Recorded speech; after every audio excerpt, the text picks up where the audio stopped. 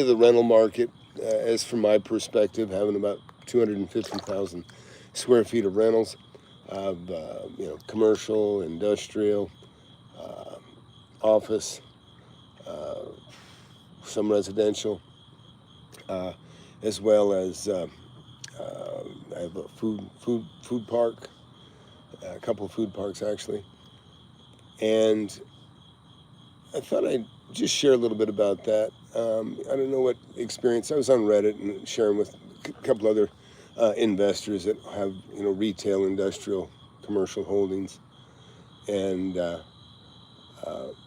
it's kind of a given at this time of the year. Things kind of slow down a little bit as far as if you have vacancies and stuff to fill like that. Hey, let me know if the audio is good. If you would, if you'd comment, I'd appreciate it. Um, but I'm actually I've got some things to do tomorrow, but looking at some properties elsewhere. But just kind of chilling in the hot tub and taking it easy. Going to get up early tomorrow morning. But those of you that are just visiting me for the first time, I've been investing for 45 years. I have a small mentorship of hundreds and super successful, super bright students. And you can find out about that if you go to FlipAnythingUSA.com. And there'll be some links below you can check out if you want to get in the webinar, that sort of thing. But I just want to talk about the market in general. Many of my students now also have, some have almost 50,000 square feet of commercial industrial rentals now. And they had none before they got in the class. So it's really cool, the fact that my students really become peers in a big way, and just super bright and super sharp. But I don't know, is anybody else feeling the pain? I can tell you, I talked to, so I've got tenants that take 20,000 square feet, 15,000 square feet. These are some of my bigger tenants, 16,000 square feet. So I got another one even bigger than that, than both. And these are substantial. Some of these are industrial, some of these are commercial.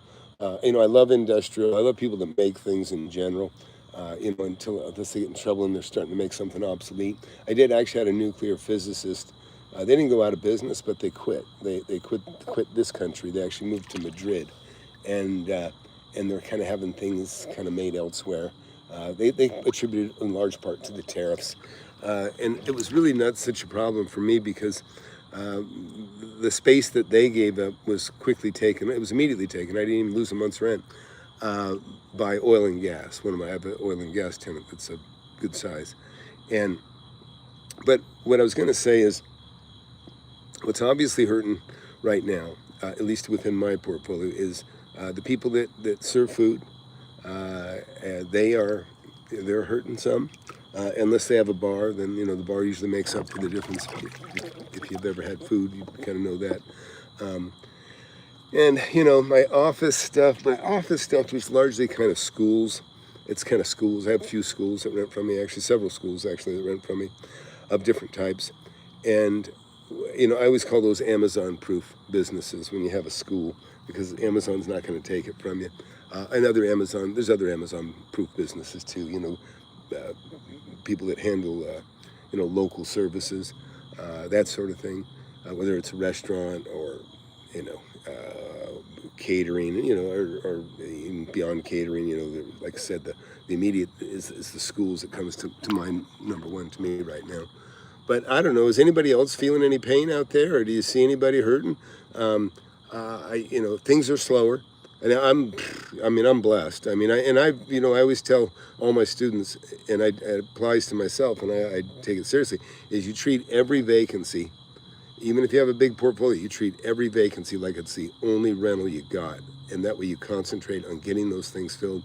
And when things are starting to crumble, I say crumble, getting tough for other people, interest rate going up is really what I'm talking about, in the last 2.5 years, or 3 years. Getting leases tied up long term. Those leases, you get a lease for 3 to 5 years, and some of those leases are more than $1 million to me in rent. And it just makes you breathe easier. Now, that's not going to stop them from going out of business if something really hits hard. But it just gives you a bit of solace that you know, that these guys have decided, yeah, we're going to stay here. We're going to do, and that, especially when they throw a bunch of money, you know, into the infrastructure within their building. That always makes you feel good too. But you know, I've primarily been taking care of the assets. I've been taking this opportunity where I'm not as aggressively. I bought 7 houses. I shouldn't say I'm that unaggressive. I bought 7 houses in the last 14 months. That's more than anybody I know. And I have held on to 6 of the 7 because I do feel good about the market, and I do think things will get better. And a lot of that's just my faith in the current administration. You know, but we still have suffered 4 years of, you know, of a mess, and, you know, 20 million people into the country, many criminals that have caused a lot of problems. I've had to deal with a lot of theft. I can tell you right now, under the Biden administration, oh my God, I've had more theft, more break-ins, you know, a lot of petty shit. And so my tenants too, you know. It's devastating when you see a tenant, they get broke into, and you know, just the $1,000 damage they do to their structure getting into the place. You know, I put concrete steel ballards in front of one of my smoke shops after it got busted in. When I say one of mine, I mean one of my tenants that has a smoke shop. So I put ballards in there because as soon as you put chain link or put in some sort of you know, protection behind the glass of a vape shop, they turn to a car. And usually what they do is they'll steal a what is that, Hyundai. They'll steal a Hyundai because they're easy to steal, and they'll drive it through the front window, and then they'll grab, you know, a bunch of small, you know, to them valuable vape. You know what I mean? They can probably take a shirt full and maybe hold $1,000 worth. And so you know, so to thwart that, you know, I put in the ballards and make it clear that this is not going to be easy to get into. I have cameras outside my buildings. Actually, I want to tell everybody too, before I forget this, and I'm not promoting this for any reason other than I'm very satisfied with it, is EUFY, Eufy, I think it's Eufy. They make all kinds of stuff. They make, you know, robot cleaners and vacuums and stuff, like a lot of stuff. They're all over the place. But they do make a hell of a NVR system. It has AI. And it's really cool. These cameras have 2 cameras within one, and so there's a pan and tilt at the bottom, and then they have a 90-degree wide angle on the top, so you can point that to one side, and then you can point the pan and tilt to default to the other side, and you're covering 180 degrees. And then if anybody gets in that path, it immediately zones in on them. You know, as your friends and family and workers, in my case, you know, maids or whatever, come in and work. It'll say, you know, these strangers have been identified. And I go back and I look at the pictures, and I'll say, do you want to identify this person? And I'll identify that person as, you know, either, you know, a worker or a, you know, a friend or, you know, family, and put their name on it. And then when I'm out and about, I might get a notification. I'll say, oh, okay, I'll see it's, you know, one of my families there, or the maid's there cleaning, and or it's, you know, one of my workers doing something. And it's a fantastic system, but I really am enjoying it. It's only $1,300, and I think you put eight cameras, which technically I think is really 16 cameras. But so let me see if I can put some lights on here. I'll put some lights on in the jacuzzi so we get a little more light in here. But anyways, and people are not very talkative tonight. Am I missing something? Has anybody got anything to say? Let me know, somebody throw in something if you got a question. Looks like I got a light here that, oh, there we go, lighting. Okay, a little better, huh? Okay, cool. So, you know, that's it.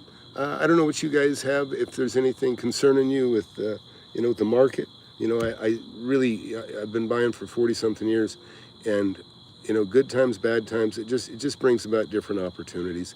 And, you know, many of my students have actually just landed their first deal. You know, they're getting things under $100,000 under market of what they believe it will sell for right now. And you know, some have actually gotten some things that were more than $1 million under market, and they've closed those deals. And so it's really neat. It's really, really cool. But you got to live it to really know it. You know what I mean? That's why, you know, you guys know I'm critical of all the fake gurus, and one of the reasons I am is because you got to live it. You got to really, you know, it's, if somebody's telling you how easy things are, or they're boasting over a record that they can't prove. And, you know, Pace Morby's one of these guys that I think does that. He seems to be invisible. If you look at his history, there's no history to back up what he says. That's obvious, or at least I've never seen it. And even I have a phone call. Actually, I got a phone call I recorded from somebody that says, "Oh man, I was just about to sign with Pace Morby. Thank God I found you." And this guy, boy, he's got an earful for people that are interested in joining. And one of those things is pretty much they'll finance it. In other words, it's kind of gotten to where they're not just looking for a credit card. They'll just take whatever you got. And then I know some people that have defaulted and said, "Hey, I'm not paying on this anymore," and they seem to. It doesn't look like they're trying to enforce it. So, anyways, not that I think there's any value there. Anyways, I wouldn't recommend anybody buy that course for any price, to be quite honest. And Pace, if you ever want to talk, I'd be happy to do a one-on-one with you. There's so many holes in your stories and records. I think it's terrible, and I've never seen you do anything to spruce it up or fix it. But anyways, but all of you out there that whether you've made a deal or not, listen, these downturns, as long as you discipline yourself to buy relative to what the values are today. Now, I got properties that I bought recently that I bought maybe $80,000, some $100,000 under market based on today's market. If I based it on the market, 2 years ago, they would be $200,000 under market. But I'm not basing them on yesterday's value. I'm basing it on today's value, the day that I purchase it. And it's super important that you do that, because it's your hedge against, it's just your hedge against things getting worse, and it gives you an out, right? I can hold these properties, and I am holding most. I sold one out of the 7 that I bought, and only because it was 25 minutes away. I don't like anything that far away from me. I like things much closer, unless it's a substantial building. I don't mind it being 20 minutes away, but if it's just a house, I'd rather it be closer. But I flipped that house. That house showed a value of $476. I bought it for $320, and I taken a chapter out of my own book, Bird Dogging, chapter 24. I just put it on the market and I sold it for $400. And now that property, of course, that property that was at $476 that I sold for $400, that I bought for $320, it now shows a value of $380 and dropping. And part of it's because I bought it right. Matthew wrote, "Have you had any insulting offers accepted lately?" No, I don't think, listen, if you've been buying for a long time, Matt, and I don't know, I know I've seen your name in here before, but when you're buying for over years and years or decades like I have, there is no such thing as an insulting offer. I mean, yeah, sure, you might make an offer that they could obviously get more for it from somebody else today. Okay, so you could say that's insulting.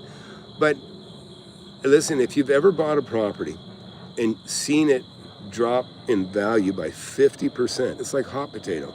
So, and I've done that. Not very many times, but I have done it. I bought 80 acres for maybe, was it 80? I think it was 80 acres. Yeah, 80 acres for 4,000 acre. So that's $320,000. Me and a buddy each put $50,000 down on it, and then it wasn't 6-8 months later. It was worth half of what we paid for it. And I told my buddy, I said, "Well, hey, you know what? There's a lot of that same kind of land around there. We're throwing good money after bad," and we just deeded it back to the owner. Just said, "Here you go," handed it back to him. And we weren't in foreclosure. I just made payment and said, "Hey, I'm handing it back to you," and they took it. But so think about that. When I bought it, I did buy it under market, but it quickly caught up with me, very, very quickly. I moved out of state. That's why I didn't really focus on it as much as I should have. But if it had gone the other way and things had doubled and it was worth twice as much, then he might feel very regrettable, right? But he had no apologies for me, when it went down in value. So never feel bad about buying a property under market, ever. I mean, unless you're a swindler. And there are some agents that I've seen swindle people. Jeb wrote, "Hey Jeb, good to see you. I get insulted not making an offer, then finding out they sold it lower than what I would have paid." Yeah, now that is insulting, and I have a perfect example of that. I actually had a 48,000 square foot office building. I actually was in Killeen. It's called the One Office Center, and biggest building in there. And I offered them $2.7 million for this thing, and they said, hey, we're looking for final and best offers. I go, well, what do you want me to compete against myself? There's nobody else even made an offer. Well, then they get 2 yo-yos that offered on it, and they came in at like 3.2. And I was busy, man. I had a daughter getting married, a new grandpa, and I'm making excuses, but it's true. And so what ended up happening was I kept in touch a little bit, and he said, oh, no, these 2 guys are in it. They're at the 3 mark, this is a guy over at CBRE. And so then I called him again, and I said, hey, Adam, I said, what's up? And he says, oh, yeah, it's sold. And I go, how much? How much? Okay. 2.9. I go, yeah. And I go, and what was the financial considerations? What did they give? And he says, he didn't even want to tell me. He said, $250,000 for a new air conditioner. That put them down to 26.5. I said, Adam, they just bought it for $100,000 less than I had offered for this thing. And my offer was, a couple months ago. But that's the kind of frustration Jeb is referring to right now. And you know what? It's my fault for not staying on top of it. I should have just played the game.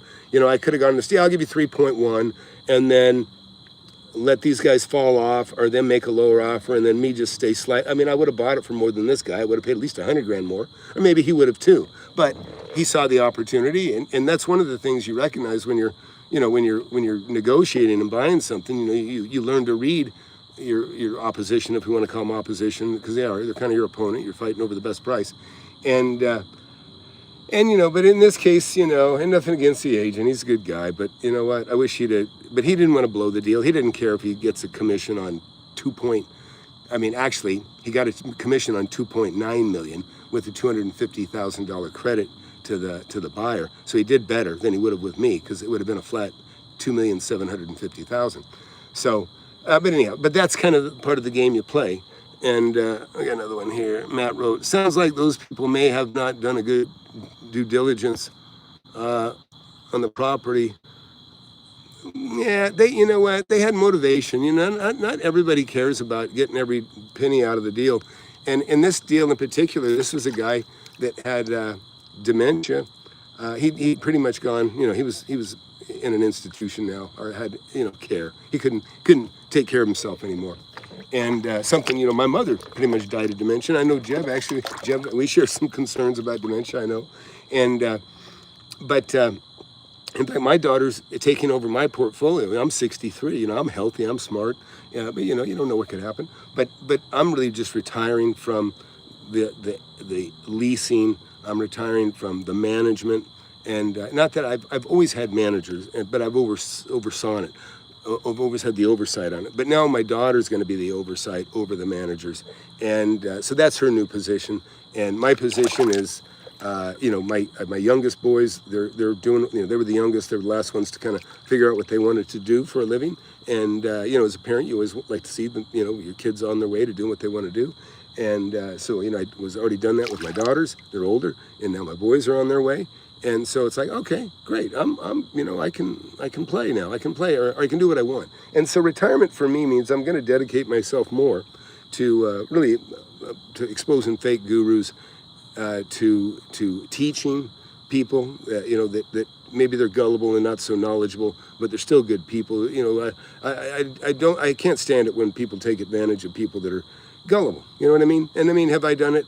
Have I made deals and bought deals? Probably, and maybe got a better deal off somebody because they were, maybe gullible, or maybe they had a bad agent. It's not my job to tell people to hey, you know what, your agent's selling your property too cheap. That's not my job. So I could be a little bit of a, I guess I guess I'm on both sides of it to a degree, but just being honest. But the bottom line is, when it comes to teaching what I know, how to invest in real estate, I don't mislead. I don't tell people that I bought something and made more than I did. I tell people exactly what I bought, and I tell them less than I made. I'm careful never to exaggerate. So I always try to point to, I show them the profit, show them the real deal. But like I say, but these guys exaggerate the market. They exaggerate the validity of what they do, and people are just like, oh, okay, he's a good guy, I trust him. Well, you fucked up. You can't trust anybody. You got to verify. Iron Ironwood wrote, Ironwood wrote, hey, a throwback to the old hot tub live videos. Yeah, yeah. Now you probably see more of them as I get older and creakier. But no, actually, my body feels good, and I've been taking care of myself. You know, I've lost 40 pounds here in the last year, and best shape I've been in for a long time. And you know, I'm going to get my pilot's license, and so you got to have a really good, clean health record. The older you are, the more they scrutinize you. So I got to make sure that, you know, they know that, you know, I have good. I keep a good maintenance plan, and I have under doctor's supervision. I make sure I'm healthy, and so that's with that. But yeah. But anyhow, back to the market. You know, you have to. It really is. I'm just going to tell you, it's common sense. You know, Pace Morby again. I keep throwing him up because he's been so popular, and I see so many people buying into this stuff and going nowhere with it. But you know, you don't need a team. Okay, you don't need a team. That's a joke. All you need is common sense. Anybody can figure out. Listen, if you can figure out what a car is worth when you go buy a car, you can figure out what a house is worth when you buy a house. It's that simple. It's no different. There's no difference. You know, you're looking at a car. It's just like a house. It's, you know, it's got a certain amount of miles on it or years on it. It's certain. It's big or it's small. You know, it's got a bunch of wear on it, or it's not, or it's like new. It's the same thing. And all you got to do is shop enough, and you'll know exactly what a used car is worth of a certain year and a certain type. Well, it's the same with a house. You know, the brand is the subdivision. The brand is like, you know, you got Ford, it's Ford, okay, and then you got a, you know, it's whatever, a Ford F-150 or whatever car you're interested in, and now you're looking at whatever, the F-150s in the neighborhood, right? But that might be an F-1500, a 1,500 square foot house, and you might be comparing that to like an F-250 truck, which would be like the, you know, the 1,900 square foot homes in the park. It really is much simpler than you realize, and people like to exploit the fact that you don't know to think that you need a team, you need a transaction handler. That's so stupid. Listen, everybody has a transaction handler. It's called escrow. It's called the title office, depending on what state you're in. Escrow takes care of that shit. And so, you know, so anyways, that's another thing I'm going to get on to pretty soon here. Jeb, chime in here if you would, or anybody. You know, I am one of the few people I know that have ever had to collect from a title company, right? I had a title company make a big mistake, and I had threatened them, and then they came back and they took care of things. Well, all this title lock, all this bullshit about how you can get your property taken and stolen and this, that, and that's a bunch of horse shit.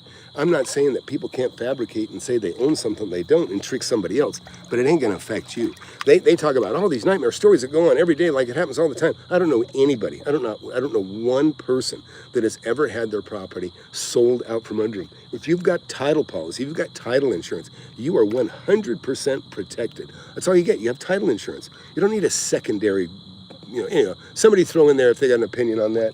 But again, you know what I say, you know, YouTube is a good resource. I mean, I think I'm a great resource for people that are interested, but guess what? A lot of it is a bucket of slop, just a sleazy bucket. It's bull insurance, you're right. It's like Trump would say, right? It's a sewer, it's a swamp. So YouTube is a university, but it is a swamp. And you know, in any swamp, you know, there's probably some good creatures in there, but there's a lot of bad. And so you just gotta, you know, you gotta take your time to look a little bit deep. People look at a success page or somebody's testimonial page, and in all honesty, the person's telling the truth. They got a bunch of dead end testimonials that are going nowhere, but the people just go and they just look at the smiling faces. They don't take the time to click on it to see what the person has to say, where if they did, they'd find out that the person hasn't done shit, hasn't made shit, and they're just a smiling face that's excited that maybe about to get their pocket picked. So anyways, so that's all I'd say. And I know some of you guys get tired, you just want to hear real estate information, which, you know, I'm thinking about breaking up the channel. I've actually got a shorts channel now, and I've got another channel I created. It's just Tom McKay USA. And if you're interested in remodeling and, you know, value add and the real stuff that where I've really made a lot of my success is the fact that I am a handy guy and I do know what I'm doing, and I have done, you know, hundreds of remodels, not 7,000 in 10 years like Pace Morby claims, which I know is a bunch of garbage. Hey, they sell all their ideas as new and original thoughts, and you have to, that you've been doing it for decades. No, you're right, Jeb. And so, and also they if you know, they they sell things that have a very low probability of success. Hey, Jermon, glad to see you in here, buddy. Jermon's a great guy. I hadn't seen you in a long time, Jermon, but I haven't been doing webinars. I guess that's why. But you know, when people say, oh, you know, like there's 600,000 people going into foreclosure, and this is fantastic. And Ari tells students that, you know, I don't care about equity. Well, guess what? A bank does. And so, but that is music to the ears of the gullible and the broke.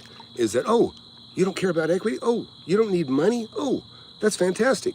And these poor slobs that go in there, they're borrowing $10,000 on their credit card, and they just set themselves $10,000 back. You know, I had a guy, in fact, you listened to the phone call with the guy that I talked to today, and I told him, I said, man, look, I can't, I'm not going to sell you on the course. I don't want to put you in the course. But, you know, he had $7,000 in the bank, and he's in his 50s. Have you heard any intel lately about development close to Samsung and Taylor? No, other than it's on hold. And I was actually looking at a sizable property out there. The problem is it's on the wrong side of Samsung. I want to be between Austin and the Samsung. This is on the outside.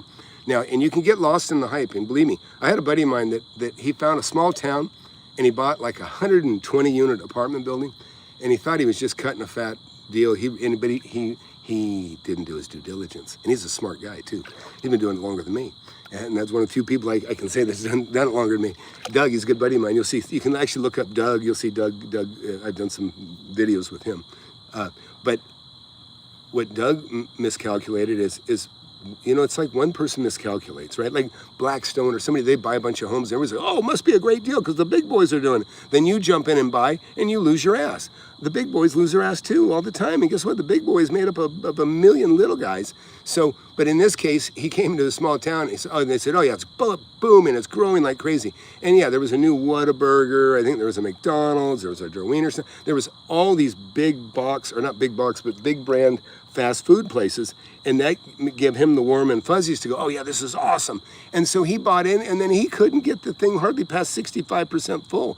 And so finally he just busted his ass, and he got it up there to 85%. And then he let somebody else walk in and get excited about all the fast food places, and that he was at 85, and they bought in, and he got that, he got that mess out of his hands and went into somebody else's. And but that can happen. Matt wrote again. He said, Samsung got a huge contract from Tesla to make chips for Tesla cars. Yeah, but of course now we have a new problem, right? Right, we have a new problem if you don't know about that, and that's the rare earth that is needed for making those NVIDIA chips for the super servers. But it also goes into just about everything that has a chip. So, I don't know exactly what the fallout's going to be from that. And that's the thing that. I always say it to my students, and most of you guys know this that have watched me for any amount of time, is, listen, the government makes the stupidest decisions. They do the things that screw us up more than anything. Now, I have great faith in Trump. I really do. And he did things that I was surprised that brought us back from when he ran the first time, or when he won the first time. And what are my thoughts on the huge data centers coming out? I think it's great. I mean, I'm somebody that's using AI. By the way, everybody here, I have an AI project that is awesome. Go to FlipAnythingUSA.com/AI, and you'll see something you've never seen before. And but I have, and I've thrown a lot of money at this. And but go look at my AI server. It's not just grabbing the stuff that's out there for everyone to grab. No, this has thousands of hours of my personal experience in it. So it's drawing data from a data bank that you can't get anywhere else. Ironwood Road, I'm a broker here in Arizona and run into Pace and Jerry Norton crew all the time. Few take them seriously. They're like late night infomercial real estate guys from the 80s. Yeah, you're being kind, but I agree. The bottom line is it's they're just actors. They're actors, and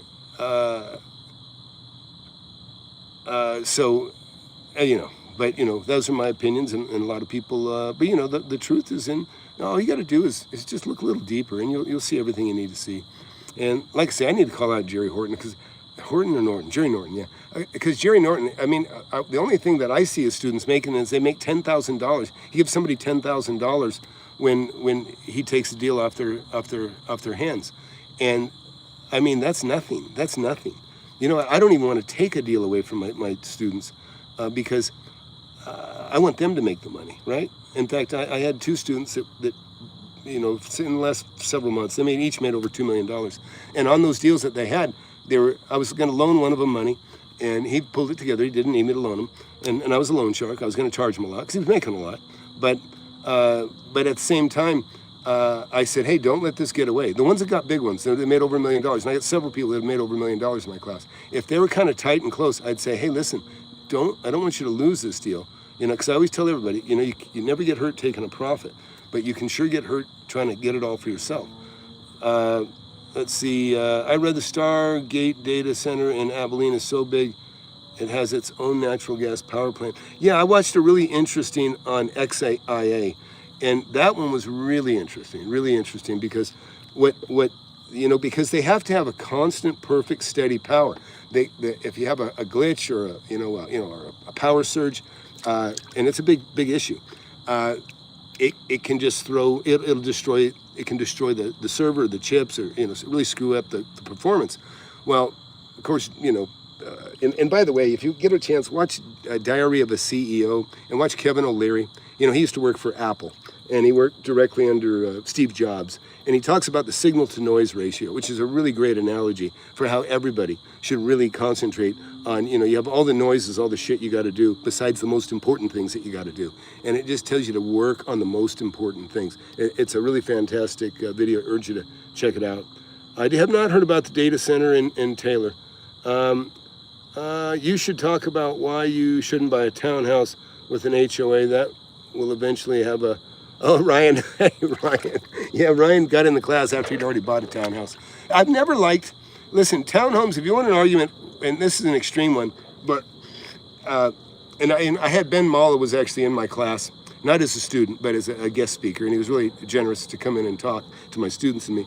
But I basically interviewed him. I think it's actually on, you can listen to it. It's in YouTube, it's in there somewhere. But Ben is a good guy, and he's a credible guy for sure, has experience.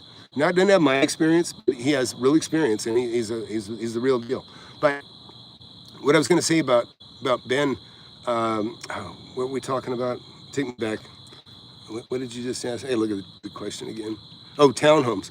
So in Florida, they had that big old condo collapse. They had a big old hotel or condo collapse. Well, hotel or condo, it doesn't really matter. They're basically the same, kind of structure. Well, when I asked him about that, he said, I don't even want to talk about it.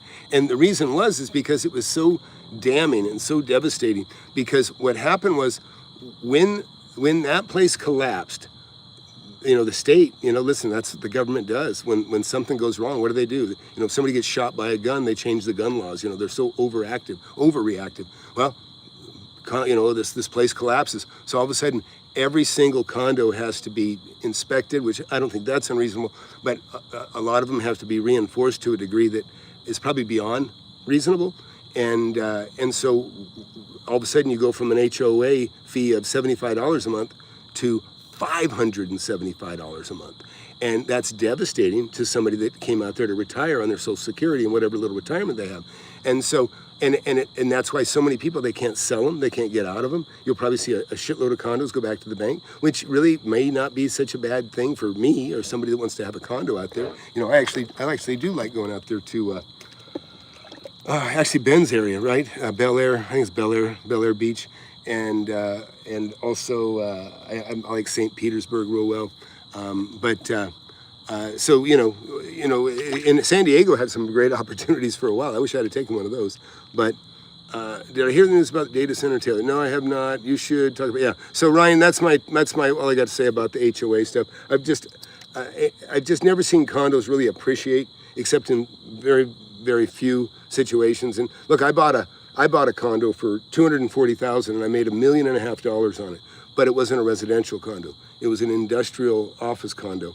And I basically got 13,000 square feet for $240,000, which is a steal. The HOA was nothing, and I actually sat on the HOA. The HOA considered was four people, and me and two other guys were reasonable and smart, and so we controlled the thing. Yeah, in general, I would say you're right about the condo appreciation, but there's condos that are there was 200,000 square feet of building on our site between 4 buildings, and I made it. I made $1.5 million on it, so no problem there. On the plus side, this is the worst real estate situation I will likely find. Yeah, Ryan's in the mentorship. I guarantee you, this is the worst one. You're never going to have anything like this again. Not as long as you're in the class and you're consulting with me and just even the other students. Nobody's gonna green light you or give you any kind of encouragement to buy a shit deal. And so, anyways. But hey, so look, those of you watching, a lot of people watch here don't subscribe. Hey, hit that subscribe button. It helps me. It helps me feel a little bit better. That's about all it does. It doesn't put really any money on my pocket. But if you would do that, and liking and subscribing and commenting helps too. When you comment on a video, hey, gee, Tom's super smart. Anything like that is always helpful. Or if you want to fight with me, say something insulting, because I'm easy. I come right back.